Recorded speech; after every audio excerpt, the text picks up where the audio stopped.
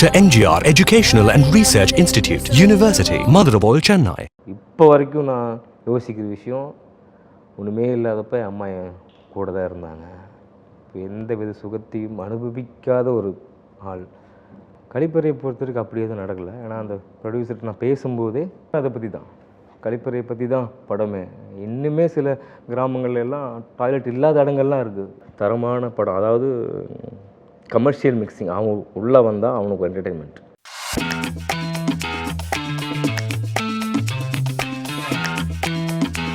Hello spotlight viewers, நான் உங்கள் ஸ்னேகா. இன்னைக்கு நம்ம ஷோவோட ஸ்பெஷல் கெஸ்ட்டாக கழிப்பறை மூவியோட டைரக்டர் ஜிஜு சார் தான் நம்ம கூட இருக்காங்க. வணக்கம் சார். வணக்கம் டு ஷோ. எப்படி இருக்கீங்க சார்? நல்லா இருக்கேன். நீங்கள் எப்படி இருக்கீங்க? நல்லா இருக்கேன் சார். ஸோ கழிப்பறை மூவி எப்போ ரிலீஸ் ஆகுது சார்? கழிப்பறை ஜூலை 25 பிளான் பண்ணிகிட்ருக்கோம். Okay sir. ஸோ நீங்கள் ஈவர் கரவாது மூவிக்கு அப்புறம் 5 இயர்ஸ் ஆச்சு இந்த படம் ரிலீஸ் ஆகுதுக்கு. ஸோ 5 இயர்ஸ் என்னென்ன பண்ணிட்டு இருந்தீங்க? 5 இயர்ஸ் வந்து ஒரு மனித மிருகம்னு ஒரு படம் பண்ணிகிட்டு இருந்தேன், சாப்ளின் பாலு அவர் வச்சு. ஸோ அது ட்ராப் ஆகிடுச்சு பாதியில். ப்ரொடியூசர் சைட் ஃபினான்சியல் சப்போர்ட் பெருசாக இல்லை. ஓகே. இப்போ கழிப்பறைன்றது என்னோடய டாக்குமெண்ட்ரி மூவி. அது இவர் கரவாதுக்கப்புறம் கொரோனால அதுக்கப்புறம் பண்ணது டாக்குமெண்ட்ரி மூவி. ஆக்சுவலி ஒரு 110 அவார்டு வாங்கியிருக்கு. படம் நேஷ்னல் அவார்டு என்ட்ரி ஆகிடுச்சு. ஆனால் அதில் எனக்கு கிடைக்கல. ஸோ அங்கே ஒருத்தர் வந்து அமித் குமார்னு சொல்லிட்டு ஒருத்தர் அந்த படத்தை பார்த்துட்டு, நம்ம ஏன் இதை ஒரு ஃப்யூச்சர் ஃபிலிமாக கமர்ஷியலாக பண்ணக்கூடாது, மசாலா மிக்சிங்கோட ஒரு கமர்ஷியலோட ஒரு சமூக விழிப்புணர்வு திரைப்படமாக இருக்கும். ஓகே. வெளிப்பறை. ஸோ இப்போ இருக்கிற ஜென்ரேஷனில் சமூகம் சார்ந்து நம்ம ஒரு படம் எடுக்கும்போது மக்கள்கிட்ட சாராமல் போய் சேராமல் இருக்குது இல்லையா சார்? ஸோ அதை பற்றி உங்களுடைய கருத்து என்ன? இல்லை, சமூகம் கலந்த விஷயம் அதுக்கு தான் நான் சொன்னேன் கமர்ஷியல். சமூகமும் இருக்கு. நீங்கள் ஃபுல் அண்ட் ஃபுல்லாகவே நீங்கள் கமர்ஷியலாகவே சொல்லிட்டு இருந்தால் தான் பார்ப்பாங்க. ஸோ இதில் வந்து கமர்ஷியல் ப்ளஸ் சோசியல் அவேர்னஸ் கண்டிப்பாக கண்டு அதில் இல்லாத விஷயம்லாம் நான் இதில் ஆட் பண்ணியிருக்கேன். காமெடி கிடையாது, டாக்குமெண்ட்ரி. இதில் காமெடி இருக்கும், ஆக்ஷன் சீன்ஸ் இருக்கும், சாங்ஸ் ஆட் பண்ணியிருக்கேன். உன்னி சார் ஒரு பாட்டு பாடியிருக்காரு, வன்ஷிகா மக்கர் அவங்க 2 பாட்டு பாடியிருக்காங்க. மியூசிக் டைரக்டர் வந்து ஸ்ரீகாந்தன், அவரும் ஒரு பாட்டு பாடியிருக்காரு. மற்றபடி நீங்கள் சொல்கிறது கரெக்டு தான். அது ஒரு சமூக விழிப்புணர்வாக இருந்தாலே மக்கள் அது யாரும் பார்க்க மாட்டாங்க தான், கரெக்டு தான். ஆனால் அந்த மாதிரி படங்கள் தான் ஜெயிச்சு நின்று இருக்கு. இப்போ நம்ம சொல்கிறோம்னா கடைசி விவசாயி, யாருமே அதை மதிக்கலை. ஆனால் அந்த படம் வேர்ல்டுலேயே 3வது இடத்த பிடிச்சிருந்தது. அதுக்கப்புறம் தான் மக்கள் அதை பற்றி பேசவே ஆரம்பித்தாங்க. ஸோ நம்ம கமர்ஷியலை எப்படி கொண்டு போய் சேர்த்துறோமோ அதை பண்ணியிருக்கணும். அவ்வளோதான். ஸோ இப்போ இருக்கிறதுல வந்துட்டு படத்தோட டைட்டில் வந்து வச்சு இப்போ மக்கள் வந்து ஓகே படம் பேரே வித்தியாசமாக இருக்கே போய் பார்க்கலாம் அப்படின்ற மாதிரி. ஸோ நீங்கள் கழிப்பறை அப்படின்ற ஒரு டைட்டில் வச்சுருக்கீங்க. ஸோ இது எதனால் இந்த மாதிரி ஒரு டைட்டில் யூஸ் பண்ணீங்க? இதுக்கு ஏதாவது ரீசன் இருக்கா? இந்த படமே அதை பற்றி தான், கழிப்பறையை பற்றி தான் படமே. இன்னுமே சில கிராமங்கள்ல எல்லாம் டாய்லெட் இல்லாத இடங்கள்லாம் இருக்குது. என் ஊர்லேயே கிடையாது. நான் இருக்கிற இடத்துலேயே வந்து பப்ளிக் டாய்லெட் இல்லை. ஆனால் கவர்மெண்ட் வந்து இப்போது வீட்டுக்கு ஒரு டாய்லெட் வந்து கட்டி கொடுத்துருக்காங்க. அதை சார்ந்து அந்த பற்றின விஷயந்தான் படம் ஃபுல்லாகவே இருக்கும். ஓகே. ஸோ ஈவர் கரவாது மூவி பற்றி பேசலாம் சார். ஸோ அந்த படம் மக்கள்கிட்ட எந்த அளவுக்கு ரீச் ஆனது? அது எனக்கு நல்ல ஒரு ரிசல்ட் தந்துச்சு. மார்ச் 6, 2020 ரிலீஸ் பண்ணேன். ஸோ நான் ரிலீஸ் பண்ணி கொஞ்ச நாள்லே கொரோனா, தேட்டர் எல்லாமே க்ளோஸ் பண்ணிட்டான். பட் ஆனால் நல்ல ஒரு ரேட்டிங் இருந்தது, நல்ல ஒரு பிஸ்னஸ் இருந்தது. ஸோ முக்கியமாக சொல்லணுன்னா Times of India, Justdial, movie buff அவங்கெல்லாம் வந்து நல்ல ரேட்டிங் கொடுத்துருந்தாங்க. ஸோ அந்த இயர்லேயே ஈவர் கரவா தான் 3.5 வாங்கினது டைம்ஸ் ஆஃப் இந்தியாவில். அதில் ஒரு விவசாய சம்மந்தப்பட்ட விஷயம் அந்த படம். அதில் வந்து நம்ம விவசாய சங்கத்தினுடைய தலைவர் ஐயா கண்ணு சார், அவர் தான் அதில் ஒரு பாட்டு ரிலீஸ் பண்ணார். இப்போவுமே விவசாய சங்க மீட்டிங் எங்கே நடந்தாலும் ஈவர் கரவாதில் யாருக்கும் கவலை இல்லை அப்படின்னு சொல்லிட்டு ஒரு சாங் வரும். அதை போட்டு தான் எல்லா விவசாய மீட்டிங் ஆரம்பிப்பாங்க. கொரோனா இல்லைன்னா அது இன்னும் கொஞ்சம் போயிருக்கும். ஸோ கழிப்பறை வந்து அதையும் தாண்டும் அப்படின்னு எதிர்பார்க்குறேன். கண்டிப்பாக சார். ஸோ வந்து ஒரு படம் ரிலீஸ் ஆகி வெளியில் வர்றது அப்படின்றது எவ்வளோ கஷ்டம் அப்படின்னாலும் நீங்கள் இந்த ஃபீல்டுக்குள்ள வந்து கிட்டத்தட்ட எத்தனை வருஷம் ஆயிருக்கும் சார்? 14 வருஷம் ஆயிடுச்சு. 16 வருஷம் ஆயிடுச்சு.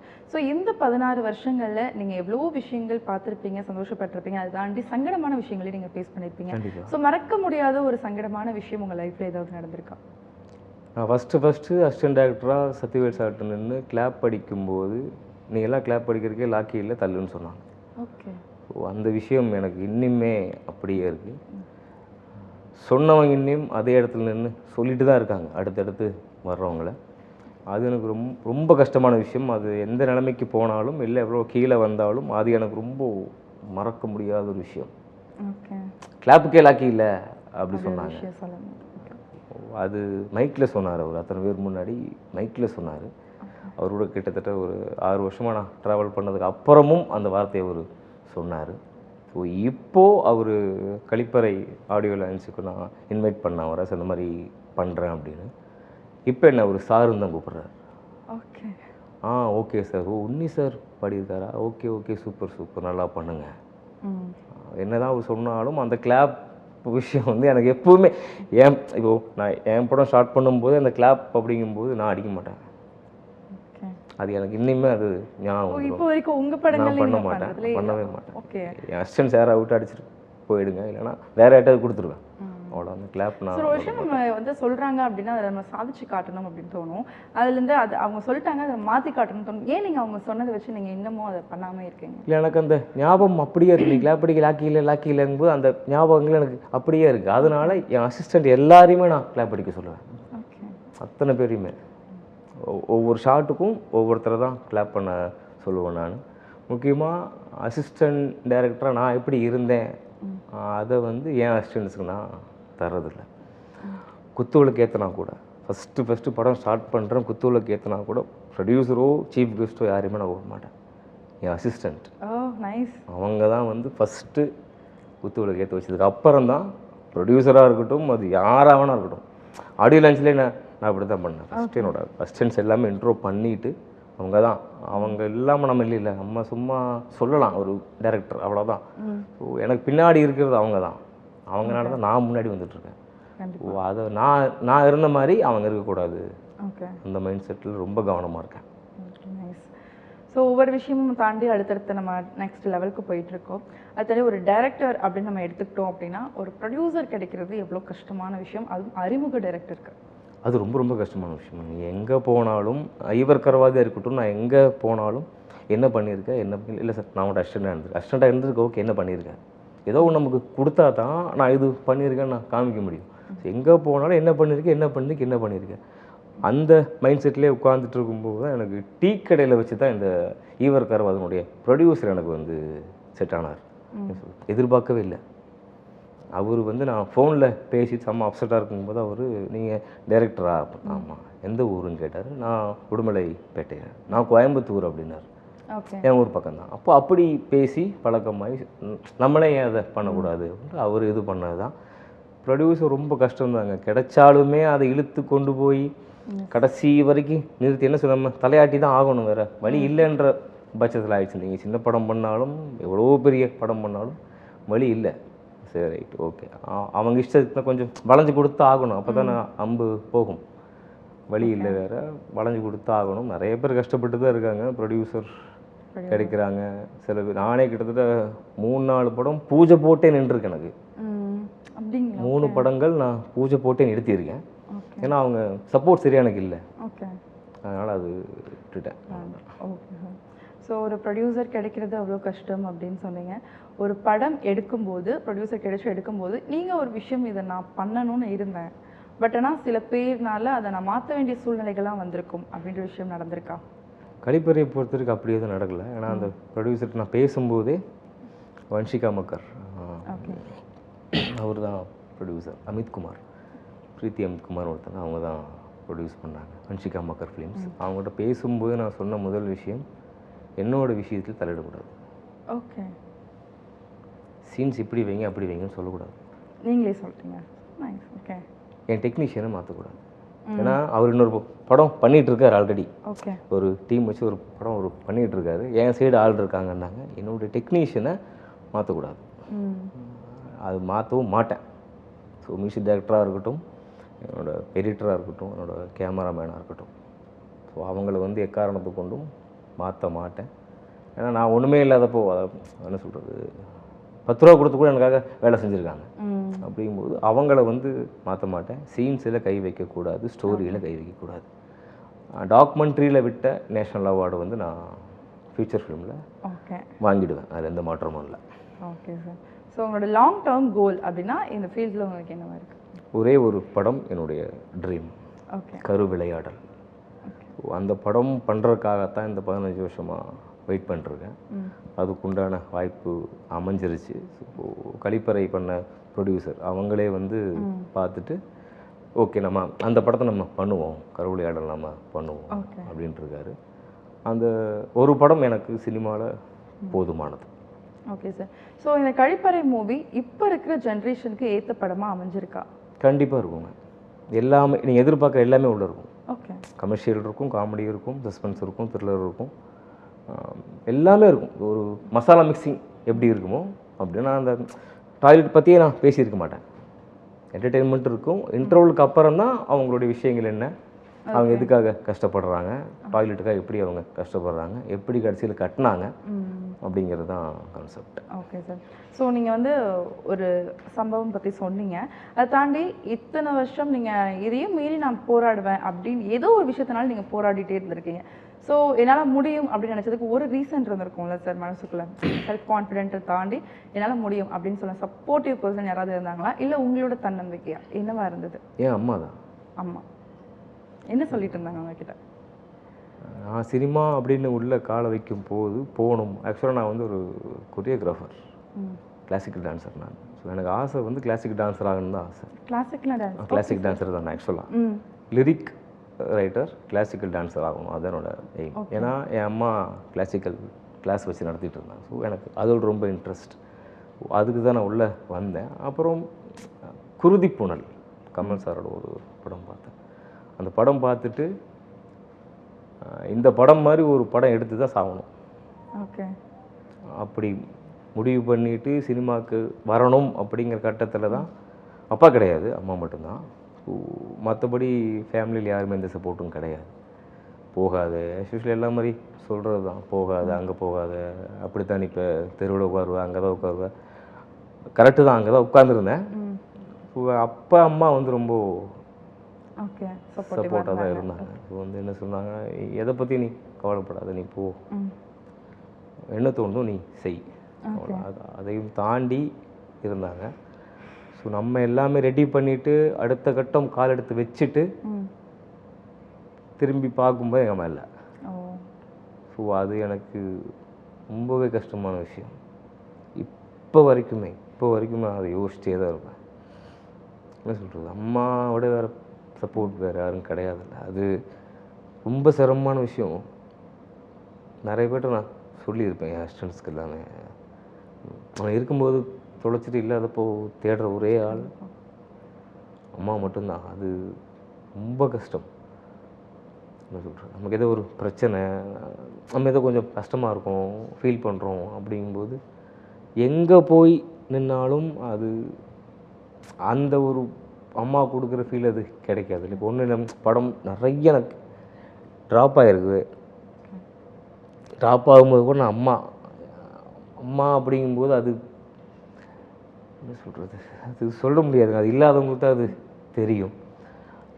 ரொம்ப சிரமமான ஒரு விஷயம். இப்போ வரைக்கும் நான் யோசிக்கிற விஷயம், ஒன்றுமே இல்லாதப்ப அம்மா என் கூட தான் இருந்தாங்க. இப்போ எந்த வித சுகத்தையும் அனுபவிக்காத ஒரு ஆள். எனக்கும் அண்ணனுக்காகவுமே அவங்க இது பண்ணிட்டு தான் இருந்திருக்காங்க. சாரி. அப்போது அது கிடைக்காதுங்க. அது இருக்கிறவங்களுக்கு அது தெரியறதில்ல. இப்போ இருந்திருந்தாங்கன்னா ரொம்ப சந்தோஷப்பட்டிருப்பாங்க. இப்போவும் இருக்காங்க, என் கூட தான் இருக்காங்க. அது எங்கே போனாலும் ரெண்டாவது ஒரு அம்மா இருக்காங்க. அந்த மைண்ட் செட்டில் இப்படி போகுதுன்னு வச்சுக்கோங்களேன், அவ்வளோதான். Okay, nice. ஸோ அம்மா இப்போ இருந்துருது இந்த கழிப்பறை மூவி, இப்போ மூவி அடுத்தடுத்து பயங்கரமாக ரீச் ஆகிட்டு இருக்கீங்களே சார். ஸோ இப்போ இந்த செகண்டில் இருந்திருந்தா எவ்வளோ சந்தோஷமாக இருக்கும் அப்படின்றதால என்ன சொல்லியிருப்பாங்க? என் அம்மா என்ன சொல்லியிருப்பாங்க, இதுக்கு மேலேயும் போயிட்டே இருந்தால் சொல்லியிருப்பாங்க. இப்போவும் நான் எதையும் காதில் இப்படி வாங்கிட்டு இப்படி விடுறேன்னா அதுக்கு அம்மா தான் காரணம். ஏதோ பேசிட்டு போட்டும் இப்படி வாங்கிட்டு இப்படி விட்டுரு அப்படின்னு இது பண்ணிட்டு போகிறது தான். ரெண்டாவது என்னன்னா, நான் அதுக்கு முன்னாடி ஒரு ஷார்ட் ஃபிலிம் ஒன்று ஸ்டார்ட் பண்ணிவிட்டு அடுத்த நாள் வந்து அவங்க பூஜை போடுறதுக்காக பிளான், கேரளாவில் ஷூட், ஷார்ட் ஃபிலிம் ஷூட்டு கேரளாவில். அப்போது நான் அம்மாட்ட போய் நாளைக்கு நம்ம போகணும், அங்கே ஷூட் இருக்குது அப்படின்னாங்க. எங்கள் அம்மா அன்னைக்கு நைட்டு தான் இறந்தாங்க. நாளைக்கு போனோம், பேக்கிங் ஆகிடுச்சு, எல்லாம் ரெடியாக இருக்குது, வண்டி வந்துடுச்சு. அன்னைக்கு நைட்டு என் கண்ணு முன்னாடியே தான் இறந்தாங்க. அதாவது என்னென்னா அவங்களுக்கு சுகர் அப்படின்றனால சில பேருக்கு இது முக்கியமான விஷயம். சுகர் அப்படிங்கும்போது வயிறு வலிக்கிற மாதிரி தான் எல்லாமே இருக்கும். பட் ஆனால் அது வயிறு வலி கிடையாது, நெஞ்சு வலி. ஸோ அவங்களுக்கு வயிறு வலிங்கும்போது அதுக்குண்டான ட்ரீட்மெண்ட் தான் எடுத்துகிட்டு போயிட்டு இருந்துச்சு. அப்போ பல்ஸு டவுன் ஆகி நான் பார்த்தேன், அம்மா போகிறது நான் டைரெக்டாகவே நான் பார்த்து நேராக உட்காந்துட்டு. ஸோ இப்போ இருந்தாங்கன்னா அது என்ன அது சொல்ல முடியாதுங்க, அது வேறு மாதிரி. ஸோ ஆனால் எல்லாம் அம்மா பார்த்துக்குங்க, அவ்வளோதான் நான் சொல்கிற ஒரே விஷயம். அவங்கள தாண்டி வேறு எதுவுமே கிடையாது. கண்டிப்பாக. அதாவது ஒரு பையன் ஒரு பொண்ணை கற்பழிச்சிட்டு ஜெயிலுக்கு போனால் கூட என் பையன் தெரியாமல் பண்ணியிருப்பான், விட்டுருங்க. அப்படிங்கிற ஆள் தான் அம்மா.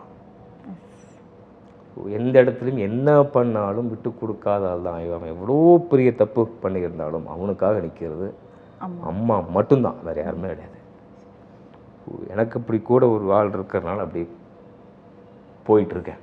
அது கடவுள் எப்படி கொடுத்தா என்ன பண்ணான்னு தெரியல, ஏதோ போயிட்டுருக்கேன். Okay sir. ஸோ நம்ம 16 இயர்ஸ் நீங்கள் சர்வே பண்ணிகிட்ருக்கீங்க சார். 16 இயர்ஸில் ஏதோ ஒரு நம்பிக்கையில் போராடிட்டு இருக்கும்போது எனக்கு இந்த ஃபீல்டே வேண்டாம் அப்படின்னு எனக்காவது யோசிச்சிருக்கீங்களா? என்றைக்கும் யோசிக்க மாட்டீங்க. ஓகே. செத்தே போனாலும் சினிமாவில் தான் சார். ஏன் அவ்வளோ உங்களுக்கு ஒரு காதல் சினிமா மேலே? எனக்கு மட்டும் இல்லைங்க, என்ன மாதிரி நிறைய பேர் எனக்கு கிடைச்சிருச்சு, அவங்களுக்கு கிடைக்கல.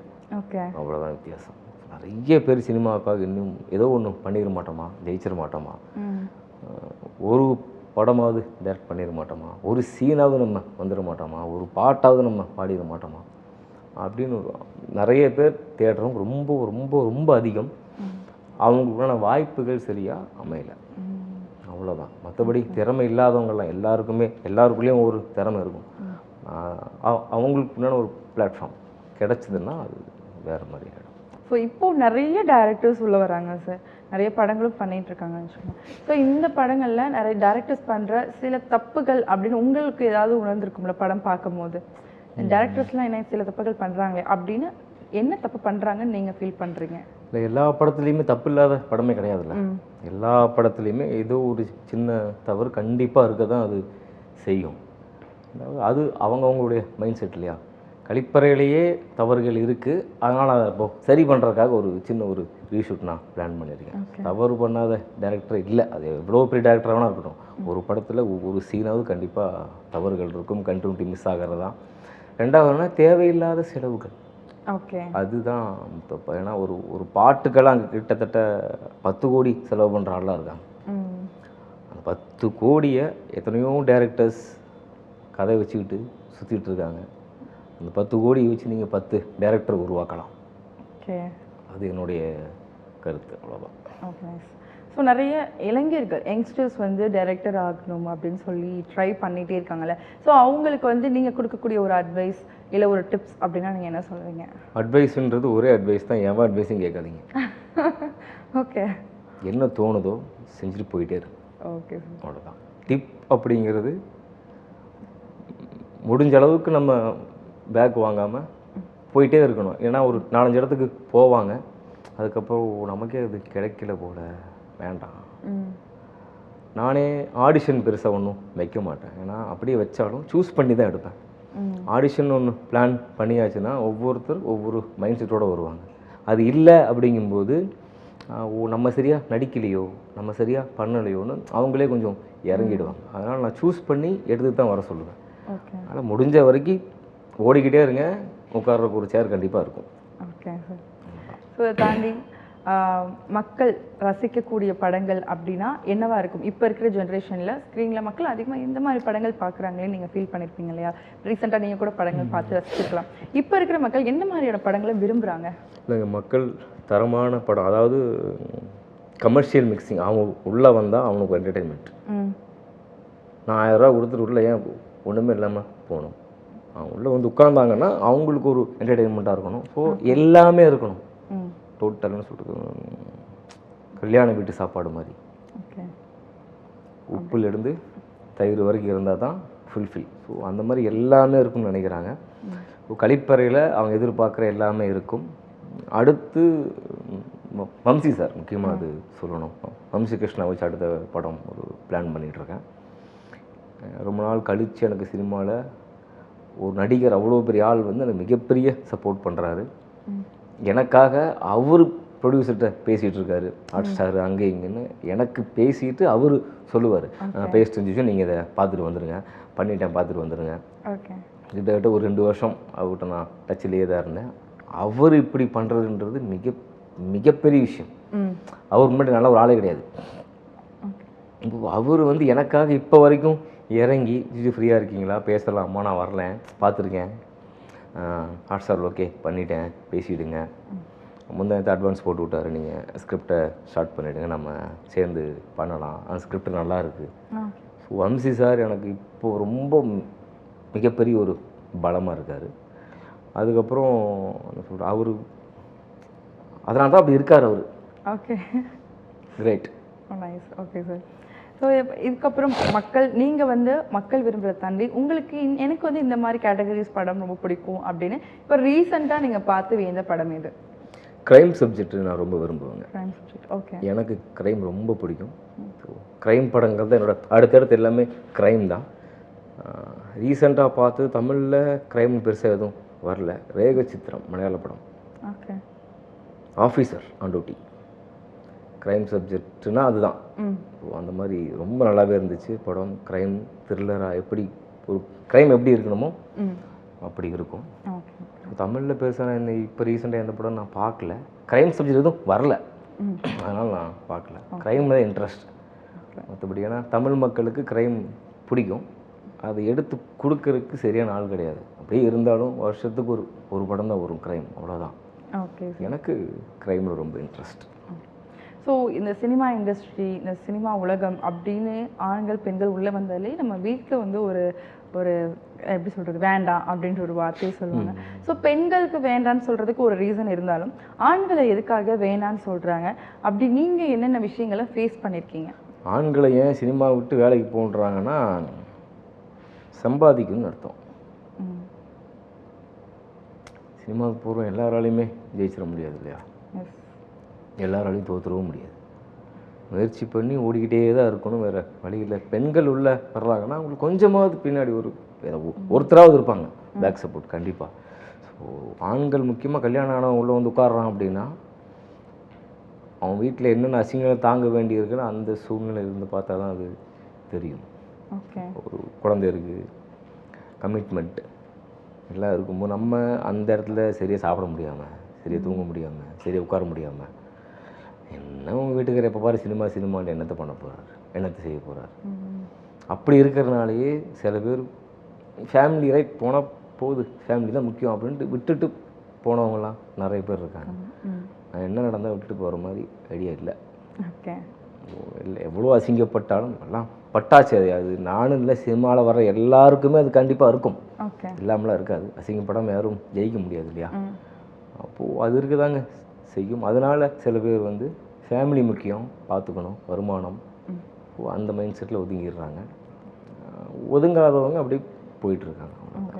இப்போ இருக்கிற பாடல்கள் படங்கள்லாம் வந்து அந்த 80s 90s உள்ள சாங் அப்படியே ரீக்ரியேட் பண்ணி படத்தில் எடுக்கிறாங்களே சார், இது எதனால் டைரக்டர்ஸ்லாம் அப்படி சூஸ் பண்ணி இப்போ வந்து? ஏன்னா அந்த சுச்சுவேஷனுக்கு அந்த லவ் சாங் நல்லா இருந்திருக்கும். புதுசாக ஒன்று எழுதுறதுக்கு அதை வச்சுட்டோம்னா மக்கள்கிட்ட சீக்கிரம் போய் சேர்ந்துடும். அது ஃபஸ்ட்டு விஷயம். அந்த படம் ரீமேக் ஆகிருக்கு, அது அவ்வளோதான், வேறு எந்த இதுவும் கிடையாது. அது நிறைய பேர் ரொம்ப இடைஞ்சல், பயங்கர இடைஞ்சலாக இருக்குது இப்போது. அது மத்தியில் தேவா சார் கிரேட். எனக்கு கிட்டத்தட்ட 2 வாட்டி தான் பேசியிருக்கேன், அவ்வளோதான். பாட்டு பாடுறதுக்காக நான் பேசினேன், அதுவும் எனக்கு பண்ணித்தரேன்னாரு. இது கேட்ட உடனே ஒரு மியூசிக் டைரக்டராக இருந்து எந்த அப்ஜெக்ஷனுமே சொல்லாமல் பண்ணுங்க, ப்ரொடியூசர்கிட்டையும் நானே பேசிடுறேன் அப்படின்னு சொல்லும்போது அது மிகப்பெரிய விஷயமா அது தெரியுது. ஸோ எனக்கு உண்டான டைம் ஆண்டவன் இத்தனை வருஷம் உட்காந்துக்கு எனக்கு உண்டான டைம் அதை பிடிச்சி அப்படியே போகணும், அவ்வளோதான். Okay sir. ஸோ உங்களுடைய கனவுகள் நினைவாக எங்கள் சேனல் சார்பாக என்னுடைய சார்பாக மிகப்பெரிய ரொம்ப ரொம்ப நன்றி, ரொம்ப ரொம்ப நன்றி, ரொம்ப நன்றி. இதே மாதிரி ஒரு சூப்பரான கெஸ்ட் கூட மீண்டும் வந்து சந்திக்கும் வரை உங்ககிட்ட இருந்து டாடா பை பாய் சொல்லிக்கிறது உங்கள் ஸ்னேகா.